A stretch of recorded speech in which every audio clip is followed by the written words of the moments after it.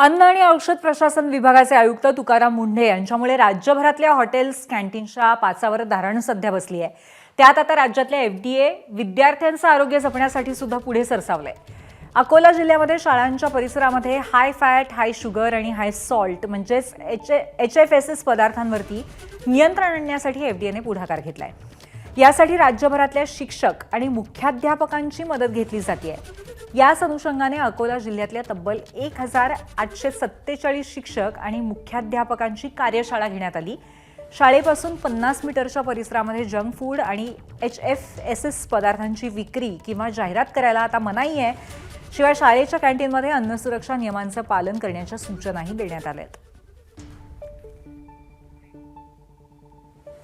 अकोला जिल्ह्यामध्ये 6 कार्यशाळा घेतलेल्या आहेत।